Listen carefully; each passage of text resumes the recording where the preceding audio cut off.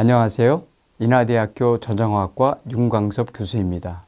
원래 이 행사가 오프라인으로 진행해야 되는데 코로나 바이러스 때문에 이 학부모 대상 진로 진학 아카데미를 온라인으로 행사되게 되었습니다. 만나서 반갑습니다. 그 전자공학과를 소개하기 전에 먼저 인하대학교부터 간단하게 소개를 드리도록 하겠습니다. 인천의 인자와 하와이의 하자로 합성된 학교 이름입니다. 인하대학교는 1954년도에 이승만 초대 대통령이 설립을 하셨고 5개 공학과로 출범이 되었습니다. 15년 후에 1969년도에 전기공학과에서 전자공학과가 분리되어서 운영이 되어 왔으며 2020년 현재 전자공학과의 나이는 51세입니다. 그 전자공학과 졸업생들은 12,000여 명으로서 연평균 취업률은 84%이고 진학률은 14%입니다. 취업 기관으로서는 산업체, 특히 대기업, 중견기업, 강소기업들이고 또 공공기관에도 많이 취업이 되고요. 또 연구소, 교육직, 또한 전문기관에 종사된 그 졸업생들 중에 상당한 부분이 벤처회사를 차리셔서 분들이 CEO로 운영하시는 그런 기업체도 상당 부분 있습니다. 이어서 2021학년도 전자공학과 입학 정원을 간단히 말씀드리겠습니다. 입학 정원은 102명이고요. 학생부 전형으로 뽑는 수시 정원 86명, 수능에서는 16명을 뽑습니다. 이러한 자세한 내용은 인하대학교 입학처 홈페이지에 가셔서 보시면 자세하게 아실 수 있습니다. 그러면 학부모님께서 자녀를 전자공학과에 보내실 때 과연 무엇을 배울까요? 하는 내용을 굉장히 궁금해 하실 텐데요. 이에 대해서 간단하게 말씀드리겠습니다. 크게 2가지가 있는데요. IT 제품에 들어가는 하드웨어 설계에 필요한 지식 학습과 IT 제품에 들어가는 소프트웨어 설계에 필요한 지식 학습입니다. 첫 번째, 그 하드웨어 설계에 들어가는 필요한 지식 학습과 또한 그 기술들을 우리가 가르치게 되는데요. 그 기술들 중에 대형 컴퓨터와 소형 컴퓨터가 들어갑니다. 대형 컴퓨터와 소형 컴퓨터 안에 들어가는 전자 부품들의 설계 기술과 또 응용 기술들을 많이 배우게 됩니다. 그 예로서 PC, 태블릿, 랩탑, 아이패드가 그 주종을 이루고요. 또한 대형, 소형 디스플레이를 갖는 그 TV 안에 들어가는 전자제품, 또한 튜너, 통신에 들어가는 그런 것들이죠. 안테나, 이런 것들도 배우시게 되고요. 또한 휴대폰, 무선 통신기에 들어가는 이동통신기기에 대한 설계 기술, 응용 기술도 배우게 됩니다. 또한 질병 진단용 IT 장치와 질병 치료 IT 장치들을 배우게 되고요. 또한 이런 것들은 주로 병원에서 질병 진단, 질병 치료용으로 많이 하게 되는데 이런 그 장치들을 만드는 기술들을 많이 배우게 되어서 추후에 병원과 같은 곳에 취업해서 활동하실 수가 있습니다. 또한 하이브리드 자동차와 전기 자동차에는 전자 제어 장치가 많이 들어가는데요. 이러한 전자 제어 장치들을 설계하고 응용하는 기술인 ECU 기술을 저희가 가르치고요. 또한 인공지능에 많이 사용되는 메모리 장치들, USB, SSD, HDD와 같은 반도체 메모리 장치를 설계하고 응용하는 기술들을 많이 배우게 되어서 이곳에 진출하게 됩니다. 또한 대한민국은 제조업으로 성장한 그런 나라이기 때문에 공장 자동화 제어 장치, 즉 이 안에 들어가는 PLD와 PLC, 즉 디지털 제어 장치인데요. 이런 디지털 제어 장치를 설계하고 응용하는 기술들을 자녀분들께서 배우시게 됩니다. 또 사물 인터넷 전자장치, 스마트팜, 스마트 팩토리, 로봇, 드론, 이러한 다양한 전자 제어 장치 안에 들어가는 전자 제품들을 설계하고 또 응용하는 이 기술들을 익혀서 진출하게 됩니다. 이런 하드웨어는 그냥 있는 것이 아니래요. 하드웨어 위에 반드시 소프트웨어가 탑재되어야만 전체 전자 제품들이 제 기능을 하게 됩니다. 그래서 소프트웨어 설계 기술을 저희 전자공학과 교수분들이 우리 자녀분들에게 가르치게 될 텐데요. 이런 IT 하드웨어를 사용하는 소프트웨어로서는 영상, 음성, 인식 및 합성 신호처리 프로그램들이 있고요. 또한 인베디드 프로그램을 가르치고 이런 것들이 다 아울러져서 결국 인공지능 프로그램까지 연결이 되게 됩니다. 이런 하드웨어 소프트웨어들은 반도체 시스템 집적 기술에 의해서 성취가 됩니다. 이전에 우리 부모님들께서 MP3, 디지털 카메라, PDA, 또 게임 콘솔, 내비게이션 프로그램 이런 것들을 따로따로 사용하신 적이 있을 거예요. 근데 지금은 이렇게 따로따로 사용하는 적이 없지요. 다 휴대폰 안에서 다 운영하실 수가 있잖아요. 이렇게 된 것은 반도체 시스템 집적 기술 때문에 그렇습니다. 이 반도체 시스템 집적 기술을 좀 보시면요. 이렇게 전에는 부피가 큰 이런 전자 제품들이 반도체 집적회로 공정 기술이 발전됨에 따라서 반도체 웨이퍼 위에 다 집적이 되고요. 집적이 된 이러한 시스템들이 가로 세로 길이가 불과 수 센치에 대한 그러한 그 하드웨어에 올라가게 됩니다. 그래서 수많은 기능을 하는 이러한 그 하드웨어들이 조그만 크기의 부피에 반도체 칩 위에 올라가기 때문에 가능한 것입니다. 그래서 이 그림은 이러한 반도체 시스템 집적 기술 중에 하나의 면모를 보여줍니다. 그래서 여기 보면 CMOS 28나노 공정으로 만든 이런 시스템의 칩 사진을 보고 있는데요. 그 길이가 앞으로 1cm 바이 1cm 밖에 되질 않고요. 이러한 그 시스템에 의해서 센서에서 들어오는 신호가 처리가 되어서 이진법으로 바뀌고 이진법으로 바뀐 것이 컴퓨터 안에 들어가서 데이터 처리를 하고 우리가 알아들을 수 있는 음성 신호와 우리가 볼 수 있는 영상 신호로 처리가 되어서 우리가 일상생활에 편리하게 사용할 수 있는 기술들입니다. 그 기술 중에 하나가 메모리 집적 기술로서 하드디스크 드라이브나 솔리드 스테이트 드라이버로서 우리가 지금 휴대폰 안에도 내장이 되어 있고요. 우리 부모님들께서 사용하고 계시는 랩탑, 아이패드 이런 데 다 장착이 되어서 휴대용으로 갖고 다니면서 마음대로 쓸 수 있게 되어 있습니다. 요즘처럼 여름에 흔히 많이 부모님들께서 사용하시는 것이 선풍기와 에어컨이죠. 선풍기와 에어컨에 그 제어 장치가 있습니다. 그래서 그 제어 장치가 바로 전자공학과에서 만들어진 그런 컴퓨터와 센서들입니다. 가전제품에 다 들어가 있습니다. 눈에 보이지 않지만 이 가전제품에 들어가 있는 전자 제어 장치에 의해서 우리 부모님들께서도 알게 모르게 다 혜택을 받고 있는 것입니다. 또 겨울에는 가습기가 있죠. 예, 가습기도 그 안에 전자 제어 장치가 있어서 외부로 그 습도를 컨트롤할 수 있게. 그래서 외부의 습도가 높아지면 가습기가 그 습기를 조금만 내고 또 습도가 낮아지면 더 많은 습도를 낼 수 있도록 자동으로 제어하는 그런 전자 제어 장치가 들어 있습니다.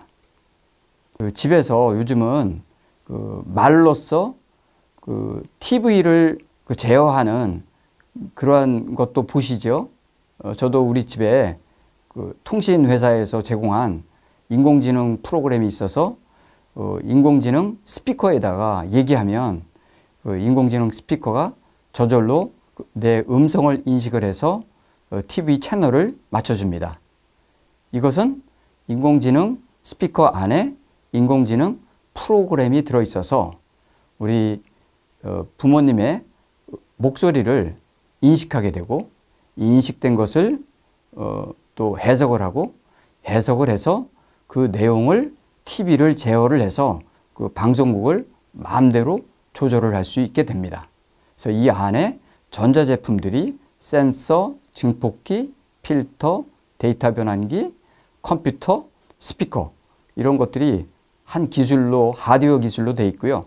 그 안에 인공지능 소프트웨어가 탑재되어서 이런 산물들이 나오게 된 것입니다. 또한 요즘 휴대폰을 많이 사용하시는데요. 휴대폰의 핵심적인 내용 중에 하나가 통신기술입니다. 그래서 근거리 통신기술, 블루투스 통신기술 있죠. 그래서 부모님들이나 자녀분들께서 이어폰에 줄이 없는 이어폰을 꽂고 휴대폰을 통해서 들으시는 것이 바로 근거리 무선 통신인 블루투스 기술이 있기 때문입니다. 또한 원거리 통신은 지금 4G 폰인 LTE 또 5G 이러한 통신 기술을 이용을 하여서 우리가 대한민국에 있다 하더라도 멀리 유럽이나 미국 심지어는 아프리카까지도 다 영상 통신을 자유롭게 하게 되지요. 그것은 통신 기술의 발전인데요. 이 통신 기술은 전자공학에서 나온 것입니다. 제가 여태까지 쭉 말씀드린 IT 종합 기술들을 몇 가지 살펴보면 대표적인 IT 종합 기술이 휴대폰입니다. 전에 우리 부모님들께서 쓰셨던 투지폰 기억하시죠? 투지폰이 1990년대부터 시작을 했는데 바로 전자공학의 SOC 기술, SIP 기술이라고 하는 그런 핵심 기술이 들어가서 이 안에 좁은 공간에 수많은 전자 부품들이 다 하나로 아울려서 우리가 통신을 하게 되었습니다. 지금 이제 4G, 5G 폰을 쓰게 되는데요. 이 내용도 2G 폰과 똑같이 센서, 디스플레이, CPU, 메모리, 또 전력 관리 기술을 이용하여서 한 번 건전지를 충전하면 오랫동안 사용할 수 있는 기술이 탑재되어 있고요. 이 안에 소프트웨어 기술인 영상 기술, 음성, 신호 처리 기술이 인공지능 소프트웨어 기술과 같이 탑재되어서 하드웨어를 제어하여서 우리가 편하게 제어를 하게 됩니다. IT 종합 기술 중에 하나는 자동차 기술입니다. 자동차 기술은 기계공학과 전자공학으로 구성되어 있다고 보시면 됩니다. 그래서 외장은 기계공학에서 만들어지고요. 그 내장은 주로 전자공학에서 만들어지는데요. 내장에 들어가 있는 내용들을 보면 전자제어 장치로서 운전자가 자유롭게 편하게 운행할 수 있도록 운동 방향과 또 운동 속도, 가속, 감속을 제어하는 전자제어 장치가 있습니다. 또한 통신을 통하여서 수많은 데이터들을 운전자가 받아서 운영하게 되는데요. 그 중에 하나가 내비게이터입니다. 그래서 내비게이터는 인공위성을 통해서 데이터를 받고 받은 데이터를 통해서 운전자가 안전하게 운전하게 됩니다. 자율주행 자동차는 그 이외에 라이더라고 하는 센서가 있었고 또 디지털 이미지 센서가 있어서 외부에 있는 그런 그 영상 신호들과 자동차 앞에 있는 피사체와의 간격들을 계산을 해서 자율주행 자동차가 안전하게 운전할 수 있도록 제어를 하게 됩니다. 부모님들께서 병원에 가끔 가시죠? 병원에 가시면 여러 진료 장비들이 있습니다. 그 진료 장비들의 대부분은 그 전자장치들이 많습니다. 그 중에 하나가 체성분 분석기인데요. 체성분 분석기는 손을 통해서 전기 신호가 인지가 되면 인지가 된 전기 신호를 통해서 우리 인체의 저항을 측정을 합니다. 그 값이 컴퓨터로 입력이 되고요. 입력된 그 데이터들이 컴퓨터에서 계산이 되어서 체성분이 계산이 됩니다. 체성분, 또 근육성분, 지방성분들이 많이 계산이 되어서 본인의 건강 상태를 알려주게 됩니다. 이런 하드웨어 장치가 있고요. 이 하드웨어 장치 안에 이 계산을 하기 위한 필요한 소프트웨어들이 탑재되어 있어서 이 하드웨어, 소프트웨어가 서로 같이 운영이 되어서 건강 진단을 하게 됩니다. 대한민국의 식생활이 바뀌어지면서 심근경색이 있는 그런 환자들이 많이 발생하는데요. 이 심근경색뿐만 아니라 부정맥이 있는 환자분들에게 생명을 연장시킬 수 있는 그 전자장비가 있는데요. 그 전자장비 이름이 페이스메이커입니다. 특히 심장에 연결되어 있는 근육 중에 부정맥이 되어서 심장이 움직이지 않으면 결국 사망에 이르게 되는데요. 그것을 방지하기 위해서 페이스메이커에서는 근육이 움직이지 않는 것을 인지하고 여기서 전자신호가 나와서 근육을 움직이게 합니다. 그래서 이런 전자장비 안에 건전지가 들어있고요. 이 건전지의 수명은 10년이고 그래서 이걸 한번 시술을 하게 되면 10년 동안 이 페이스메이커를 차고 다니면서 생명을 유지하게 됩니다. 우리 부모님들께서 사물인터넷이라는 말을 들어보셨을 거예요. 사물인터넷은 말 그대로 사물에게 지능을 집어넣고 또 센서를 넣어서 주위에 있는 데이터들을 다 모아서 자기가 가지고 있는 데이터를 다른 사물과 서로 주고받게 되고 또한 그 주위에 있는 우리 사람에게 그 데이터를 넘겨줘서 주위의 환경 변화가 어떻게 되어 있는지를 다 알려주는 그런 기술입니다. 바로 하드웨어 기술과 소프트웨어 기술이고 통신 기술이 되겠습니다. 자, 이제는 우리 부모님들께서 자녀를 우리 전자공학과에 맡기시면 자녀가 4년 동안 공부한 후에 어디에 취업되는지를 굉장히 궁금해 하실 거예요. 예, 저도 자녀를 가진 부모로서 굉장히 궁금한데요. 대부분 산업체와 공기업, 연구소, 교육직 이런 데 종사하게 됩니다. 특히 우리 인하대학교 전자공학과에서 졸업한 친구들은 삼성전자에 많이 취업을 합니다. 그 삼성전자의 큰 세 가지 부서를 보면 메모리 부서, 시스템 LSI 부서, 파운더리 부서가 있습니다. 최근에 삼성전자에서 저 평택에 제2 반도체 공장, 제3 반도체 공장을 지어서 사업을 확장하는 것을 보실 수 있습니다. 그래서 더 엔지니어를 많이 뽑게 되는데요. 우리 전자공학과에서 졸업한 친구들이 이 삼성전자에 많이 취업하게 되는 이유 중에 하나입니다.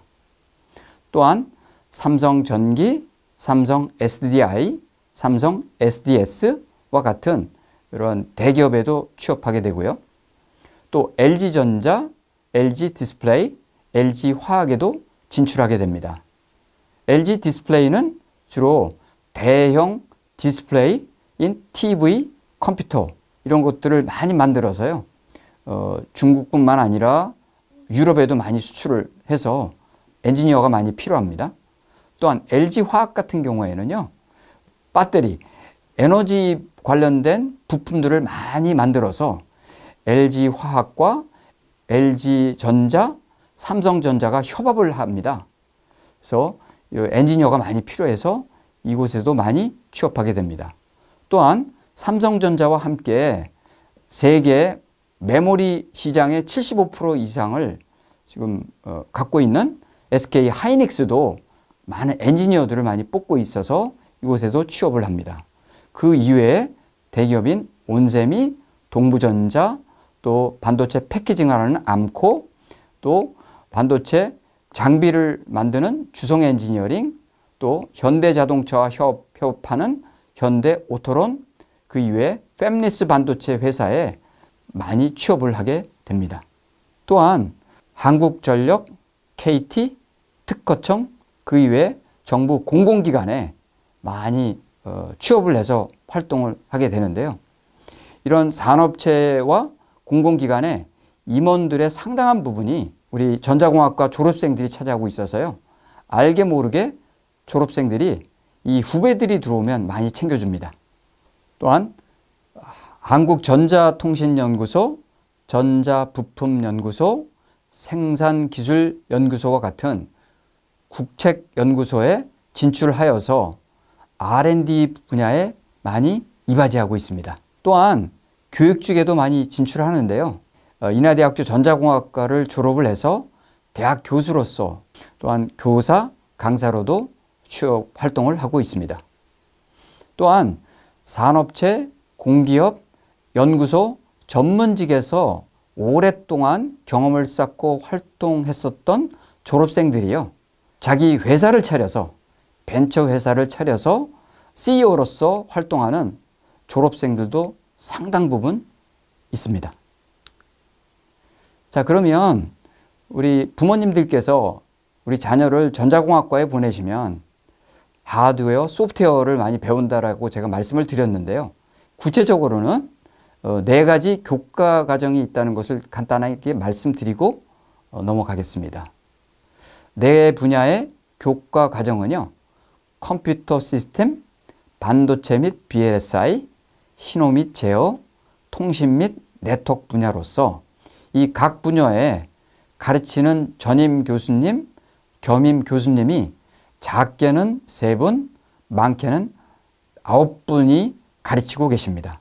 그래서 이분들이요, 기초적인 교과 과정뿐만 아니라 응용 설계 기술을 가르쳐서 이 학부생들이 이 기술을 배워서 결국 산업체, 연구직, 또 공공기관에 들어가서 대한민국 발전에 크게 이바지하고 있습니다.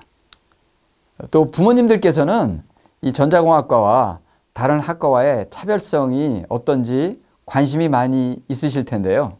간단하게 소프트웨어, 하드웨어 학습 퍼센티지를 이용을 해서 설명을 드리도록 하겠습니다. 컴퓨터공학과는요, 소프트웨어 학습 내용이 90%, 하드웨어 학습 내용이 10%입니다. 즉, 컴퓨터 안에 들어가는 소프트웨어 설계 기술을 90% 이상 배우고요. 10%는 하드웨어 기술을 배우게 됩니다. 전자공학과는 소프트웨어 기술은 40%, 하드웨어 기술은 60%로서 학부모님들께서 기존에 사용하고 계시는 가전제품, 통신제품, 모바일 IT 제품들을 다 아울러서 기술을 배우고 있는 것입니다. 전기공학과는 소프트웨어 학습 기술이 10%고요. 하드웨어 학습은 90%로서 소프트웨어는 주로 에너지와 관련된 스마트 그리드, 에너지를 분배하는 그런 소프트웨어 기술들을 배우고요. 하드웨어 기술로서는 그린 에너지 발전, 발전된 에너지를 송전하고 수전하며 커다란 전동기를 구동하는 기술들을 배우게 됩니다. 그 전동기 기술로는 전철에 들어가는 전동기가 있죠. 그런 기술들을 배우게 됩니다. 정보통신공학과는 컴퓨터공학과와 전자공학과의 중간 정도라고 보시면 됩니다. 제가 말씀드린 내용들을 잘 보시면, 즉 전자공학과에서 가르치는 내용과 또 졸업생들이 취업해서 활동하는 그 분야의 내용을 보시면 적성이 어떤지는 쉽게 아실 수 있을 텐데요. 다시 말씀드리면 수학이 굉장히 중요합니다. 자녀분들께서 수학 적성이 뛰어나다 그러면 전자공학에 아주 적합한 적성을 갖추고 있다고 보시면 됩니다. 왜냐하면 하드웨어 설계와 소프트웨어 설계가 수학 베이스로 주로 이루어지는 경우가 상당히 많습니다. 수학이 한 60% 정도 차지할 수 있다고 보고요. 뿐만 아니라 물리도 많이 들어갑니다. 그래서 물리에 적성이 있다면 우리 자녀분은 전자공학과에 적합하다고 보시면 됩니다. 거기다가 프로그램 코딩까지 한다면 금상첨화입니다. 그렇지만 혹시 자녀분께서 물리나 프로그램 코딩이 별로 없어요 라고 생각하신다면 걱정하지 않으셔도 됩니다. 왜냐하면 수학과 물리는 굉장히 가까운 이웃사촌입니다. 그래서 수학 잘하는 친구는 물리도 잘할 수 있습니다. 물리 잘하는 친구는 수학도 잘할 수 있는 가능성이 높습니다. 그래서 수학을 잘하는 친구는 전자공학과에 오시면 적응을 잘 하게 되고, 적응을 잘하게 되면 나중에 삼성전자와 같은 그런 회사에 취업해서 활동할 수 있게 됩니다. 학생부 종합 전형으로 올라오신 자녀분들이 전자공학과 교수님들과 면접에서 만나게 되는데요. 이때 면접 시 조언을 4가지 말씀드리도록 하겠습니다. 첫 번째, 면접 시 대부분 학생들이요, 긴장하게 됩니다. 그래서 면접 전에 심호흡을 통해서 긴장 풀 수 있도록 지도해 주시기 바랍니다. 두 번째, 학교 생활 기록부에 기록된 수학, 물리, 코딩 학습, 동아리 활동 관련 질문에 대해서 대비해 주시면 좋겠습니다. 왜냐하면 전자공학과 교수님들이 면접 시 질문할 때 학교 생활 기록부에 기록된 수학, 물리, 코딩 학습, 동아리 활동에 관한 질문들을 하시기 때문입니다. 본인의 학습 목적과 목적, 취업을 성취하기 위한 계획을 간결하고 정확하게 발표할 수 있도록 연습 지도해 주시기 바랍니다. 본인의 장점, 적성에 적합성을 발표할 수 있도록 연습해 주시기 바랍니다. 부모님들께서 전자공학과에 대한 더 자세한 내용을 보기를 원하시면 전자공학과 홈페이지를 방문하시면 되겠습니다. 인터넷 검색창에서 인하대학교 전자공학과를 치시면 바로 들어오실 수가 있고요. 들어오시게 되면 교수 소개, 교과과정 소개, 학과 소개, 또 산업체 활동 소개 등등 자세한 내용을 보실 수 있습니다. 마지막으로 유학을 간단하게 말씀드리도록 하겠습니다.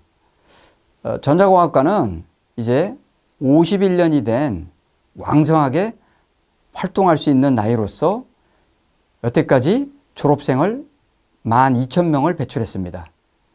배출한 12,000명의 졸업생들은 대한민국의 산업체 곳곳에서 활동하고 있고요. 특히 삼성전자, 또 SK하이닉스, LG전자와 같은 대기업에서 활동을 하면서 대한민국 제조업 발전에 일익을 담당하고 있고요. 또한 한전과 같은 공기업에도 취업을 해서 활동을 많이 하고 있으며 이 졸업생들이 인프라를 많이 구성을 하면서 전자공학과 교과과정은 앞에서 말씀드린 대로 60%의 IT 하드웨어와 40%의 소프트웨어로 구성이 되어 있어서 타 IT 학과와 차별성이 분명히 있음을 말씀드립니다. 또 자녀분께서 전자공학과에 오시려면 수학과 물리 적성이 뛰어나면 되시고요. 코딩까지 합치면 금상첨화입니다. 2021 학년도 전자공학과 입학 정원은 102명입니다. 또한 제가 입학 면접 팁도 간단하게 4가지 말씀을 드렸습니다. 자녀분께서 전자공학과에 입학을 해서 4년 동안 충실히 배우신 후에 사회 진출해서 대한민국 발전에 일익 담당하기를 기원합니다.